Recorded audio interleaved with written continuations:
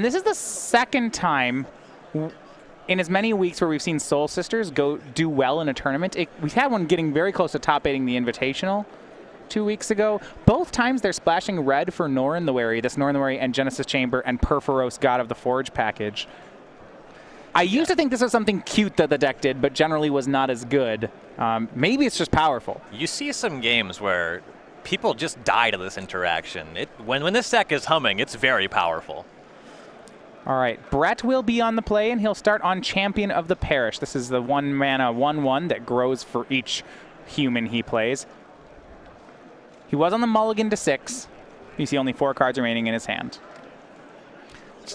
Champion of the Parish is not at its best in a matchup like this. Majors is not at all shy on removal spells, especially this creature's gonna get killed. He doesn't just have lightning bolts; he has those seal of fires, as we said. So a lot of 1-mana answers to the champion. Somehow finds its way up to a 4/4 before it gets killed, which is a big if. How does Michael deal? We have 2 Terminates in the 1 Slaughter Pact, or we have to catch it in combat or use 2 spells. Okay, so if red gets it to a 4/4, that's inconvenient, but not the worst. Not the end of the... Grixis can beat anything, as I'm sure you're aware. Oh, okay. Sounds like a great deck. It is.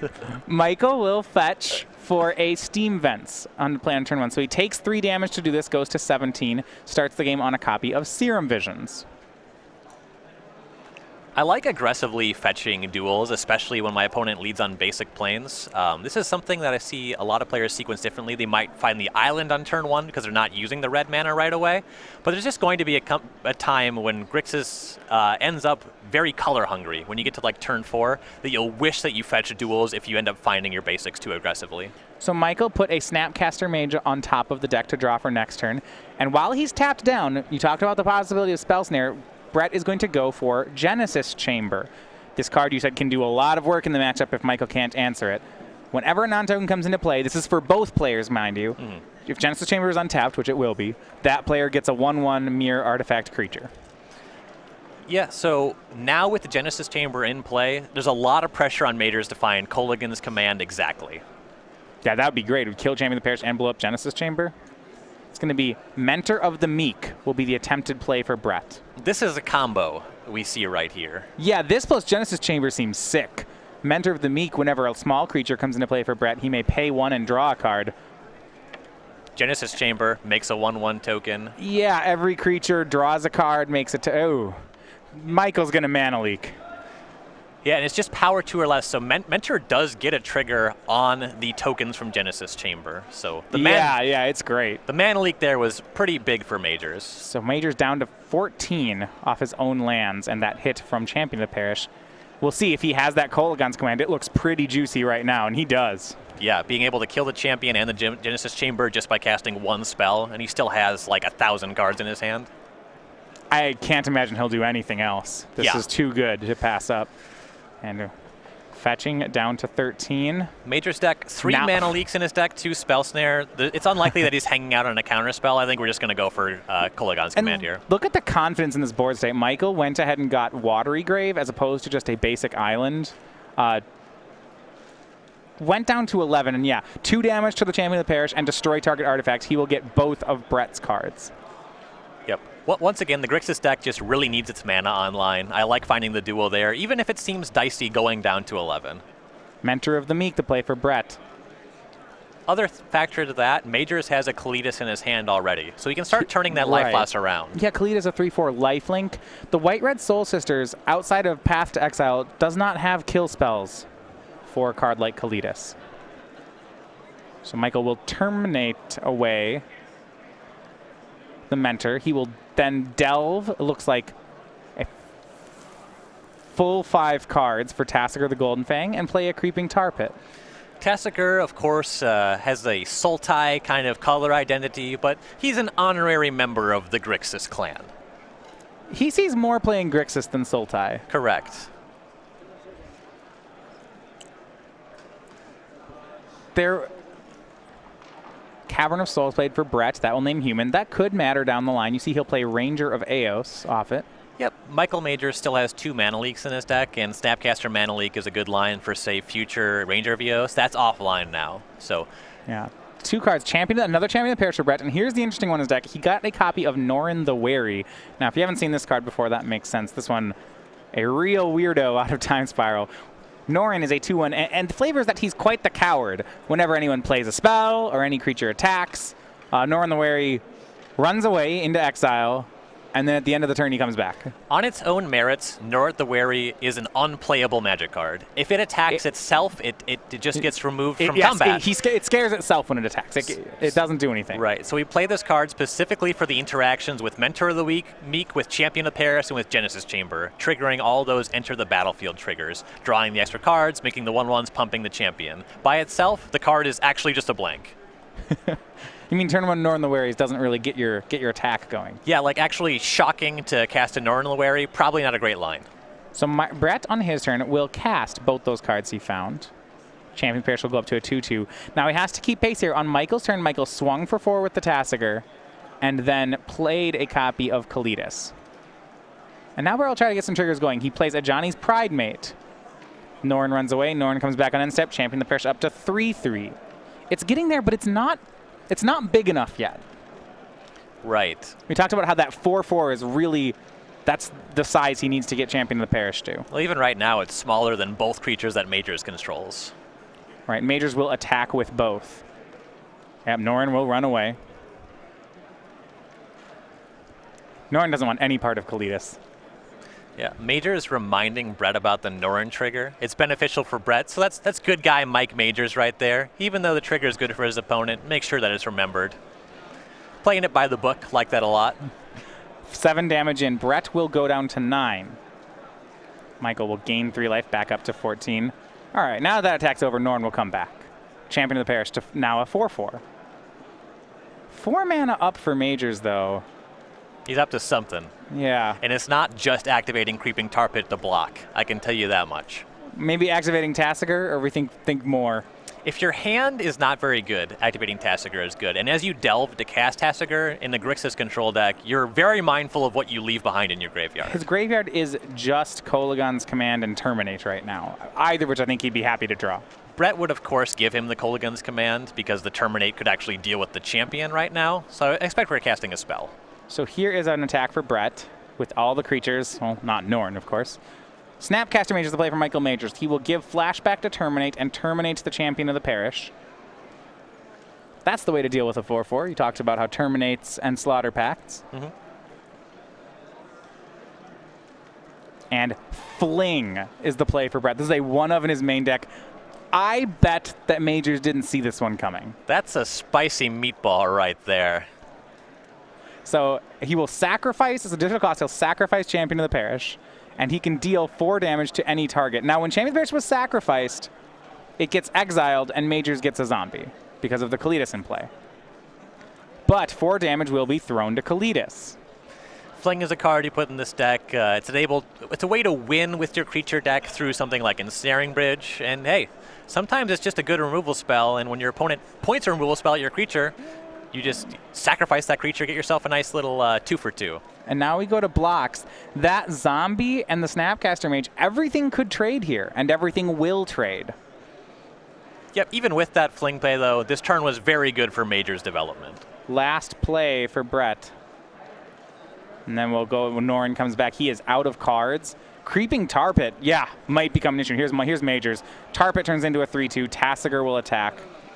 Yep. Norin will run away. Norin needs to be blocking now. He's got to find some courage. Unfortunately, this is not the Wizard of Oz, and he never will have a heart or a courage or a brain. He's got nothing. 3 damage from the Tar Pit. Tasigur will go ahead and take care of the Pride Mates. Here, now Norin comes back. And this is the stage of the game where Grixis starts playing a lot more like a burn deck. It's just, I'm going to deal damage to you. You're at 6. There's Lightning Bolts in my deck. I have Creeping Tar Pit. I'm going to kill you somehow.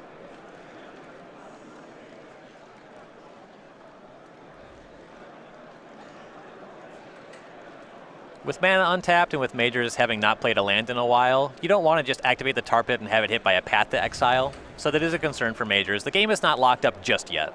Tasigur will attack. Norin will run away. 4 damage in. Brett down to 2. Could have a Lightning Bolt maybe. He'll cast Serum Visions. Majors has a copy of Ancestral Vision in his hand. That should not be coming into play this game. Yeah, Slaughter Pact, Ancestral Vision. It seems unlikely that Brett will be able to survive Majors' next attack. And very relevant. Majors going to suspend 2 copies of Ancestral Visions here. So now the question is, how many time counters will still be on these visions when the game ends? 3 each. 3 each. Okay. So you're saying next turn 100%. I think so. Sacred Foundry for Brett.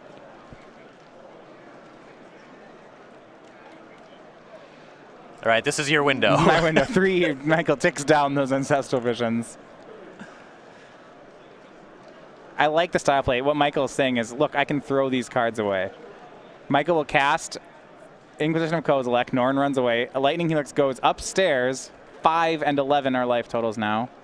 So Michael will shock, activate Creeping Tar Pit, swing for 7. Brett, no cards, no blockers. We're on to game 2. Michael Majors wins the first game.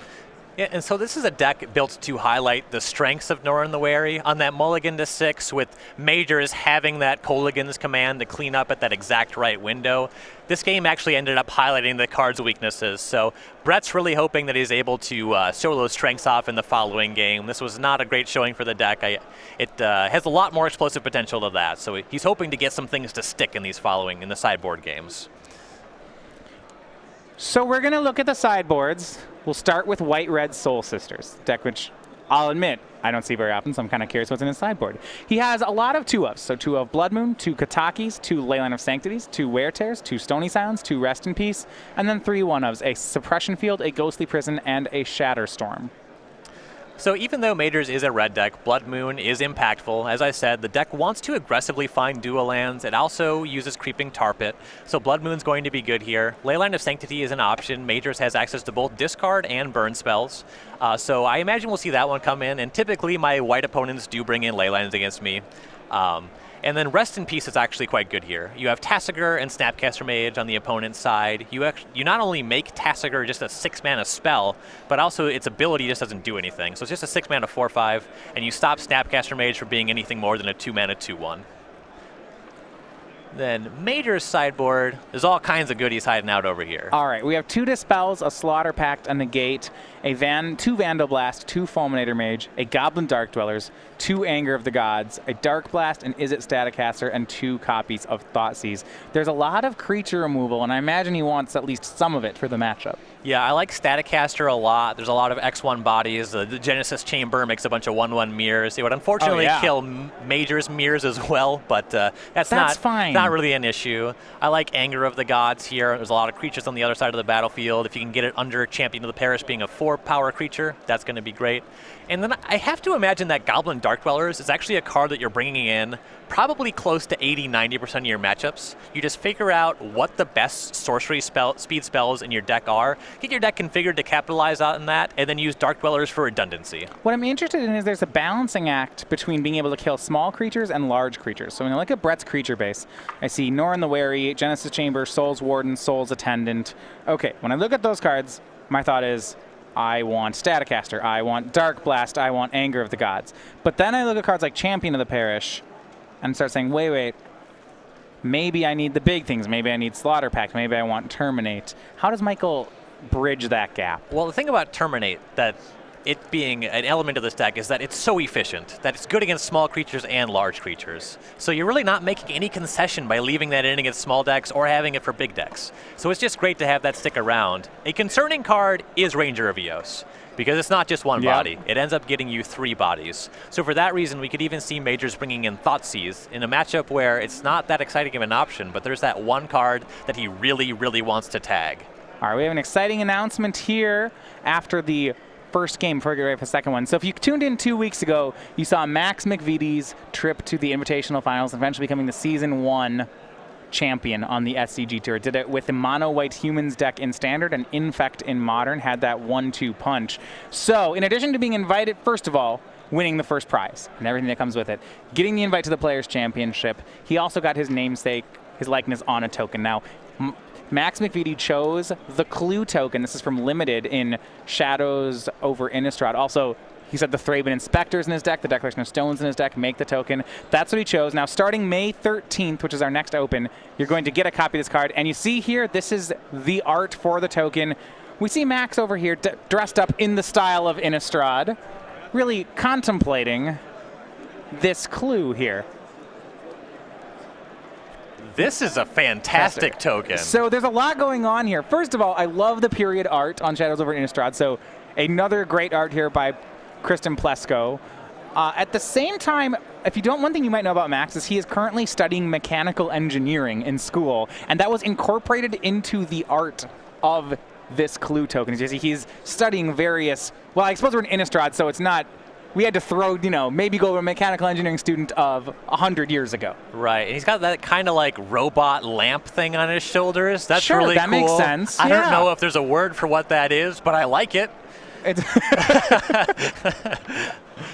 Yeah, so this limited edition invitational token will be given away to all open participants and classic participants. So whether you're playing whatever format you play on the weekend, you'll receive one of these tokens, starting at our next open in Indianapolis in 2 weeks. And we'll get those, and that will be happening through all of Season 2, so that's through August. Now, if you want to make it out to here, you can get one of these tokens. If maybe you're on the West Coast and it's very far to make it out to one of the SCG open events, you also can get one of these by placing an order from StarCityGames.com. Every time you order cards from us, if the order is at least $5, well, these tokens will be shipped with the order. What I really like about this is for Max McVitie specifically, it's reminiscent of the Tom Ross Infect token, where something happens in the game and he's like, here, I'll Declaration and Stone your creatures. You get a Max. Yeah, I definitely, if I had a token, I would want it to be something that my deck makes. Stuff that I play. I think it's bonus points for it being something you give your opponent. Oh, okay, yeah. That is excellent. Most time people play tokens where it's your own thing, right? Yeah. No offense to the Caleb Shearer Storm token. That's really cool. That's a cool counter. But his opponent's not going to use those. Caleb's going to use those. Exactly. You can use them on your opponent's turn just to like, oh, look, Storm's at 2. You're doing a good job. Here you go. Have another one. Sure. And great run there for McVitie. We'll see him in December at the Players' Championship where he'll compete for that first prize.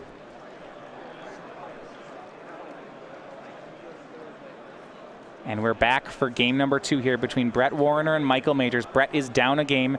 He will start on Cavern of Souls, Naming Human, and Soul's Attendant. Yep, Cavern of Souls is pretty good against a select few number of cards in Major's deck. It's those Mana Leaks and Spell Snares. I don't know if we're leaving Mana Leak in this matchup. I assume it's coming out. Yeah, I was going to ask, the uncounterability, how much does it matter in the post-sideboard games? I imagine the counter spells are not very good here. Right. We know that the opponent has Ranger of Eos. We know that it's a problematic card, but we also know that they have Cavern of Souls. So it's a balancing act that it's tough to figure out. I assume that Mana Leak did come out for this matchup. That's interesting. Michael plays Darkslick Shores and passes. Brett hit for 1 with Soul's Attendant. Brett had a copy of Soul Warden in hand, but elected to not cast it. Presumably respecting something like a Pyroclasm effect.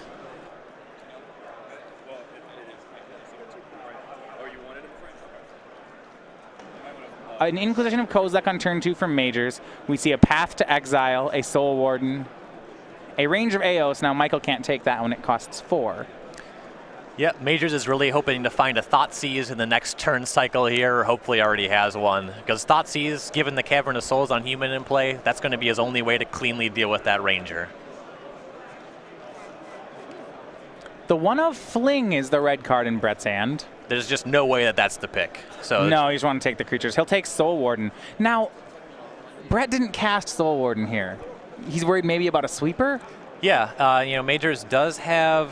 no, he doesn't. He has 2 Anger of the Gods, right.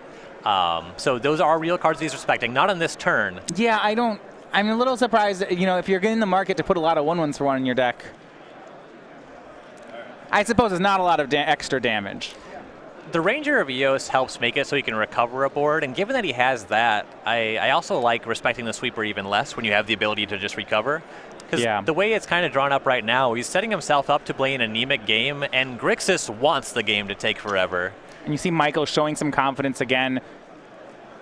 He chose to play a Steam Vents untapped so that he could play Serum Visions this turn. He certainly could have just played a tap land and delayed that, but Michael... I don't think he's feeling very much pressure coming from the Soul Sisters deck. This is where that sideboard Blood Moon could be a huge impact. Oh, wow, yeah, Brett drew that. And I don't know if that's something that's necessarily on Major's radar. We don't know how red our opponent's deck is. Presumably it's kind of a splash, but there's probably a lot of basic planes. So it's very likely that Majors is actually kind of shy on lands. He doesn't really have the option. Brett is going to attack Michael down to 15, then plays Champion of the Parish for the turn. That's just a 1/1. It will grow next turn from the Ranger of Eos. So now with the Champion of the Parish, I definitely would have liked to seen the other 1-mana creature come down on this turn. For Michael, it is Seal of Fire, and then a tapped Blood Crypt. Brett draws Windswept Heath for the turn. That's land 4. Imagine he'll just go for this. It's uncounterable. Yeah, Ranger's coming down. We're going to search for the creatures at the same time as the land. Save some time on that shuffling. Yeah, he'll verbally say, I'm getting this land, I'm playing this. So yeah, he got a Plains with the Windswept Heath, and now he's going to get 2 1-drop creatures. We do see while he's shuffling through the deck that both Blood Moon and Rest in Peace have been sideboarded in. Yep. He has those kind of Haymakers cards. Major's deck is all about nickel and diming. He doesn't have that level of impactful sideboard cards. He has some that are very good. But, you know, Brett, when you have access to Blood Moon, I have to imagine you're bringing in aggressively. Soul Warden and Norrin the Wary are the cards that Brett found. So that's a lot of triggers for Champion of the Parish. I'm a little surprised he got another Soul Warden as opposed to another Champion of the Parish here. Yeah, so he's playing a line. It seems like he's not very interested in playing too much to the board at one time. So he's not looking to go crazy and build a bunch of big Champion of the Parish. I don't know, maybe he's concerned about Damnation as well. Yeah, and I mean, there is a tell here. So he attacked Michael down to 12.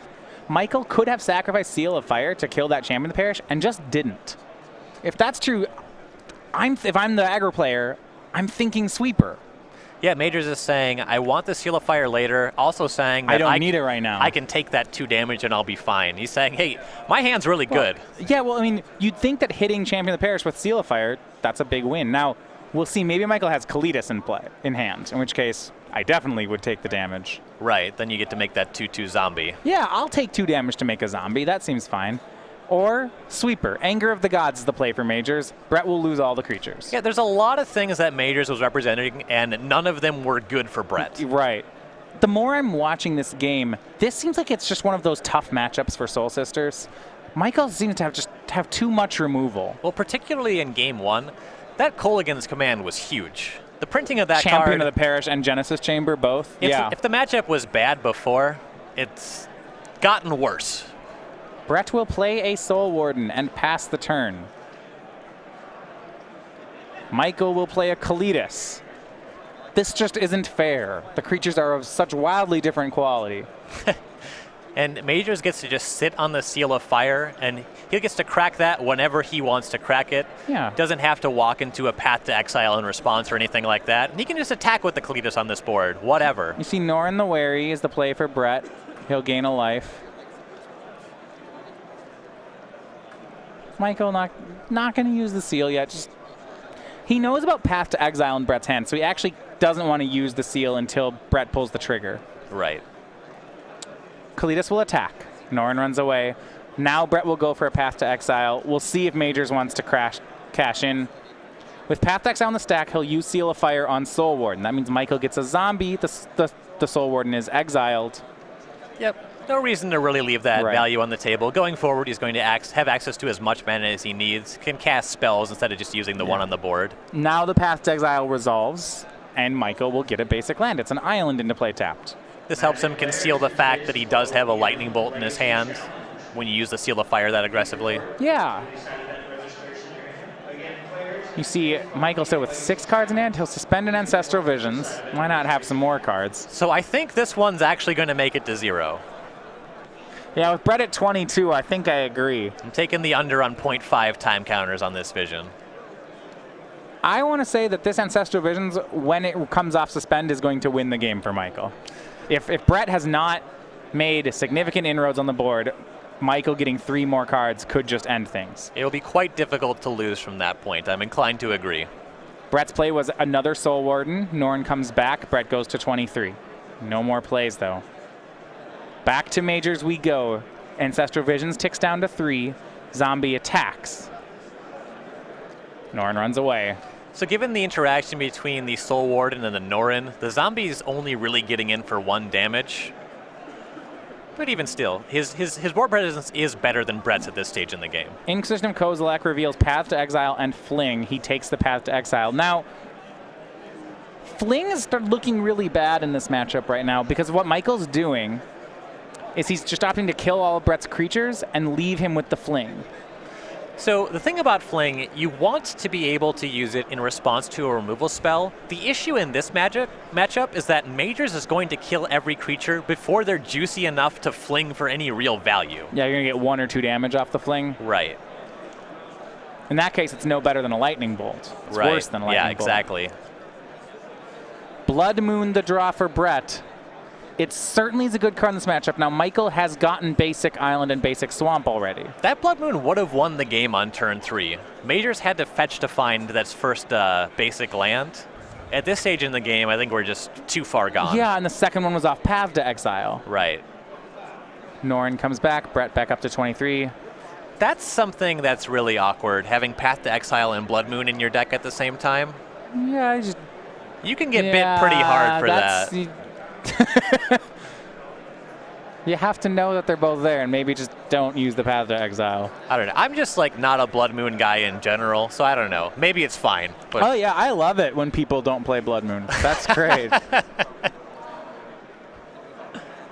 card's horrible. You should all cut it from all your decks. I'm fine with other people playing Blood Moon. Yeah, I'm less fine with that. Michael will play another copy of Cletus. You mentioned there were 3 copies in this Grixis deck? Oh, yeah. We're not messing around. He is the 4-drop, is what we're saying definitively this weekend. This is how we want to win the game. Yep. No cruel ultimatums, no cryptic commands. This is the plan. We've seen different finishers out of Grixis. This Blood Moon here will be cast by Brett. We'll see. I don't doubt Michael can answer it, but he may not care. We've seen different finishers in certain situations. So the most recent one you mentioned was Pia and Kiran Nalaar. Now, why would we want to make this switch if I'm playing Grixis? So sometimes Pia does have the potential to take over a game. If your opponent is on Affinity or Infect, you get a lot of really great blocking value. If your opponent terminates the Pia, you still have the Thopters. It's just fine. But the Kalitas actually just becomes giant. The lifelink is huge. The swings are just bigger with Kalitas. Michael, the zombie will go ahead and be eaten by Kalitas, so Kalitas will jump up to a 5/6. Now the Blood Moon resolves. And Kalitas wasn't the card that solved this problem. This problem was solved with Pia and Kiran Nalaar already. But an issue for blue-red decks for a long time in Modern is there's an inherent weakness to Abrupt Decay. Just having access to a really good threat that can't be Abrupt Decayed, not messing around with, say, Vidalcan Shackles, that was a significant upgrade to these archetypes. Yeah, Kalitas will swing in and steal 5 life points, so now Brett down to 19, but more importantly, Michael up to 14 as he's pulling away. Yeah, sometimes we'd see something like Glenalendra Archmage as the big finisher out of a Grixis control deck. That's a very generous use of the term big finisher, but depending on the matchup, it could be. Right. Against, say, Scape Shift, having that in play is very good. Yeah, they never beat that. Right. Well, I guess it's hard. It's hard to find a window to resolve that against Scape Shift, but, you know. Path to Exile on Kalitas. That's the answer that Brett needs. And Michael will get a zombie first. He'll Lightning Bolt away the Soul Warden. And so Kalitas will leave, but it's another that Blood Moon Path to Exile thing you talked about. Well, answering Kalitas was just step 1 for Brett. That Visions is coming off suspend on the following turn. Of note, Michael did not miss the Path to Exile trigger. He only plays 3. Well, there we go. Now I'll get a mountain. I'll say his 3 basics that are not mountains are already in play. He already has 2 islands and a swamp. Yep. This is a pretty standard mix of basic lands for Grixis. Sometimes, you know, Kalitas is double black himself. Generally, you only need the 1 swamp, and drawing 2 is quite bad often enough. You mentioned that this might win the game. Ancestral Visions will come off suspend. You see Michael just continues to draw cards. I believe Ancestral Visions reads, draw as many cards as you like. No, that's not true. It doesn't draw like 12, but he did find a Kalitas, so now we're back even behind where we were a turn ago. Oh my. Yeah, and this is what Visions does. It draws you another copy of Visions. And see, Michael's not even going to... Well, he can't actually cast any Kalitases for the rest of the game. He only has one swamp in his deck. Yeah, that's exactly right. I guess that interaction that I just brought up, Cletus is double black. So we're putting a lot of pressure on the zombie to go the distance and say Snapcaster Mages or a Tasigur off the top. This is interesting, actually. Okay, Tasigur could win the game. Under Blood Moon, Michael's deck, he can draw lots of cards, but winning might be a problem. And now you see Brett going for Perforos, God of the Forge. So suddenly we're actually in trouble. So this is really a neat interaction. This is one of the other great things that Norin does. Read that third paragraph of text on Perforos. That's the one we're going to care about. Whenever another creature enters the battlefield under your control, Perforos deals 2 damage to each opponent. Now, something you've been noticing is that every time people are playing a spell, Norin keeps running away. Well, hold on, though. Let's check the text box on Norin the Wary. As an Is It Static Caster comes down for Majors. It does not trigger on activated abilities. He's not scared of those, but he should have been. He should have been. He's scared of all the wrong things. He should be able to attack and block, but he's scared of the exact wrong thing. Static Caster takes care of Norin. You feel like there's that time where that person who's scared of everything finally stands up for themselves and they just pick the wrong time to do it. That's what happened to Norin. That's the problem with playing scared. It's not that it hurts you right now necessarily, but it will hurt you later. Seal of Fire is the play for Majors, and now there's a Ranger of Eos for Brett Warriner. So he's going to find, that will deal 2 with Perforos. That'll find 2 more creatures. Is it Static Caster? That's a problem, though. That kills. Gosh, it is. Goodness, I'm looking at these one drops in Brett's deck. They all have 1 toughness. I mean, it's true, but Brett is on 16, and Majors is already down to 10. There's 2 more triggers for Perforos going into Brett's hand here. We actually have to do the entire amount of damage with Perforos, but Grixis, outside of Kalitas, doesn't have life gain. And he can't cast Kalitas. He can't cast, so 5 creatures should end the game, right? There's no, I don't think he answer. Perforos is indestructible. Can Michael get that off the board? No cryptic commands. That's kind of the answer. Also, no third basic island. Yeah. We're just behind Perforos. There's no way around that. Michael will have to win quickly. This Blood Moon, we said it was too late. We may have spoken too early. Brett's got it with that, and Perforos now has an out. Well, Blood Moon was technically late. Perforos was right on time. I think that's what I would say.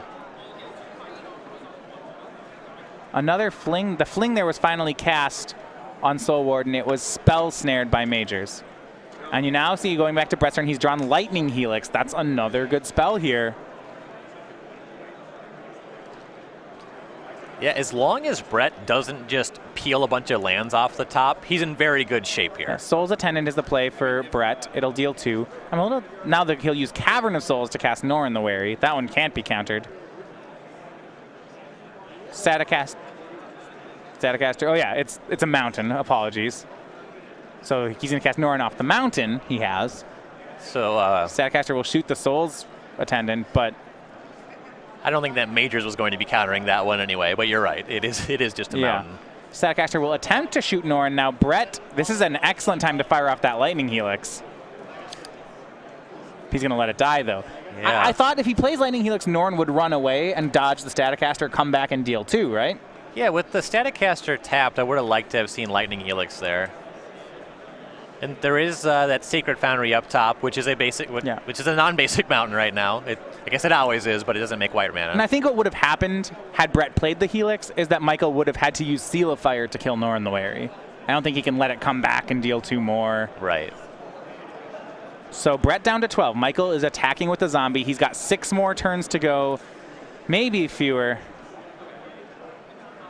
So I was saying that what Brett has to do is not draw lands. Yeah, well, he drew lands, and Michael just drew Ancestral Visions again, so that's 4 more cards. There is specific pressure on Michael. He needs a Tasigur right now. Well, he didn't have a Tasigur, but he did okay. He drew multiple copies of Snapcaster Mage that turn. That's very good. Opponent's on 10. Ambush Viper? Oh, yeah. You're casting it one way or the other. If you have something to flashback, great. Here is Snapcaster Mage. Does he have a Lightning Bolt in the yard? Oh, he does. He's going to play that on step. Flashback Lightning Bolt. That's going upstairs. Brett down to 7. Here's another Snapcaster Mage. This could be lethal. And just no action again for Brett. He's still hanging on to that Helix, right? But looks like no creatures coming off the top, which is an issue. Here's an attack for 6. It'll put Brett down to 1. He's good Lightning Helix. We'll see where it goes. If it goes at a creature, if it goes upstairs. If he goes upstairs, then he has an option to Craig Jones and peel another Lightning Helix. Could, or, oh yeah, good reference. Good. That is the card. There's 1 left in his deck. He could also draw 1 of his copies of Ranger Vios. That would win. Right. The flavor text on Lightning Helix is, of course, oh my god. So this one, target Lightning Helix. This will stop Brett from being dead. No, he had to do this now. He's actually, no, he's helixing a Snapcaster Mage. Ranger is still lethal, given these circumstances. We still get 3 triggers and But can the other kill Helix Majors. is no longer lethal. Correct. Brett goes to 6. 1 turn here for Warriner. He's draw. It's not a land. It's not a Helix either. Did he do it? Do we have Ranger? That would be huge. Show us. Oh, Genesis no. Chamber. Oh no, that's such a good interaction with Perforos. If only we had done this It would have turn been earlier. right. It would have been near unbeatable. Turns ago, that would have been fantastic. But now it's Seal of Fire's attacks, damage, Oh, burn, no. game, match. Michael Majors 2-0. So that Perforos looks so good. I was scared. I was nervous for Michael, but You know, I thought when Michael suspended that first hand Celestial Visions, there was no way that Brett was going to win this. And he really made a game of it at the end there. yeah, that's really impressive. That is the one interaction. You know, Michael's able to deal with Genesis Chamber. He's able to deal with Champion of the Parish. There's no clean answer to Perforos. The pressure is on Michael to remove the controlling player from the game. Yeah.